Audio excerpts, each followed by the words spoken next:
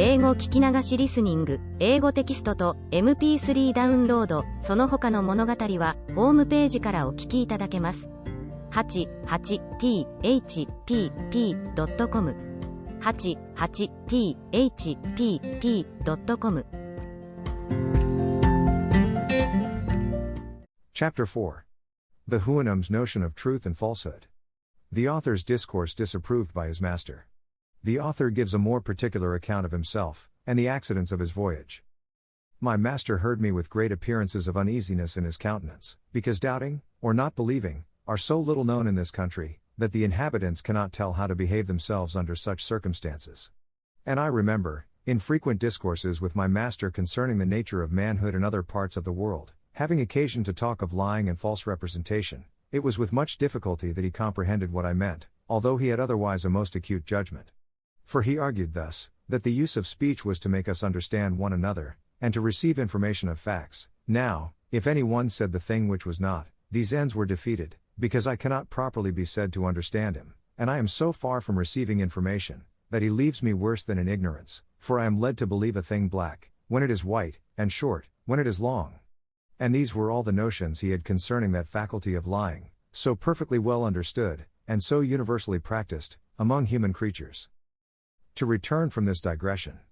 When I asserted that the Yahoos were the only governing animals in my country, which my master said was altogether past his conception, he desired to know, whether we had Houyhnhnms among us, and what was their employment.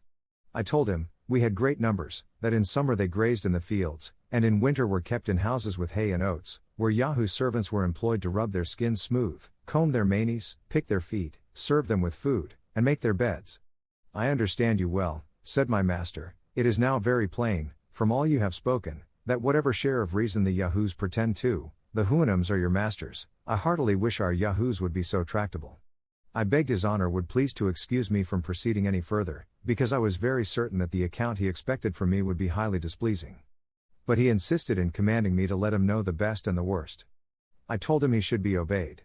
I own that the Houyhnhnms among us, whom we called horses, were the most generous and comely animals we had, that they excelled in strength and swiftness, and when they belonged to persons of quality, were employed in traveling, racing, or drawing chariots, they were treated with much kindness and care, till they fell into diseases, or became foundered in the feet, but then they were sold, and used to all kind of drudgery till they died, after which their skins were stripped, and sold for what they were worth, and their bodies left to be devoured by dogs and birds of prey. But the common race of horses had not so good fortune, being kept by farmers and carriers, and other mean people, who put them to greater labor, and fed them worse. I described, as well as I could, our way of riding, the shape and use of a bridle, a saddle, a spur, and a whip, of harness and wheels. I added, that we fastened plates of a certain hard substance, called iron, at the bottom of their feet, to preserve their hoofs from being broken by the stony ways, on which we often traveled. My master, after some expressions of great indignation, wondered how we dared to venture upon a Houyhnhnm's back, for he was sure, that the weakest servant in his house would be able to shake off the strongest Yahoo, or by lying down and rolling on his back, squeeze the brute to death. I answered that our horses were trained up, from 3 or 4 years old, to the several uses we intended them for, that if any of them proved intolerably vicious, they were employed for carriages, that they were severely beaten, while they were young, for any mischievous tricks, that the males, designed for the common use of riding or draught, were generally castrated about 2 years after their birth, to take down their spirits, and make them more tame and gentle, that they were indeed sensible of rewards and punishments, but his honor would please to consider, that they had not the least tincture of reason, any more than the Yahoos in this country. It put me to the pains of many circumlocutions, to give my master a right idea of what I spoke, for their language does not abound in variety of words, because their wants and passions are fewer than among us. But it is impossible to express his noble resentment at our savage treatment of the Houyhnhnm race, particularly after I had explained the manner and use of castrating horses among us, to hinder them from propagating their kind, and to render them more servile. He said, if it were possible there could be any country where Yahoos alone were endued with reason, they certainly must be the governing animal, because reason in time will always prevail against brutal strength. But, considering the frame of our bodies, and especially of mine, he thought no creature of equal bulk was so ill contrived for employing that reason in the common offices of life, whereupon he desired to know whether those among whom I lived resembled me, or the Yahoos of his country? I assured him, that I was as well shaped as most of my age, but the younger, and the females, were much more soft and tender, and the skins of the latter generally as white as milk, he said, I differed indeed from other yahoos, being much more cleanly, and not altogether so deformed. But, in point of real advantage, he thought I differed for the worse, that my nails were of no use either to my fore or hinder feet. As to my forefeet, he could not properly call them by that name, for he never observed me to walk upon them, that they were too soft to bear the ground, that I generally went with them uncovered, neither was the covering I sometimes wore on them of the same shape, or so strong as that on my feet behind, that I could not walk with any security, for if either of my hinder feet slipped, I must inevitably fall. He then began to find fault with other parts of my body, the flatness of my face, the prominence of my nose, my eyes placed directly in front, so that I could not look on either side without turning my head, that I was not able to feed myself, without lifting one of my forefeet to my mouth, and therefore nature had placed those joints to answer that necessity. He knew not what could be the use of those several clefts and divisions in my feet behind, that these were too soft to bear the hardness and sharpness of stones, without a covering made from the skin of some other brute, that my whole body wanted a fence against heat and cold, which I was forced to put on and off every day, with tediousness and trouble, and lastly, that he observed every animal in this country naturally to abhor the yahoos, whom the weaker avoided, and the stronger drove from them.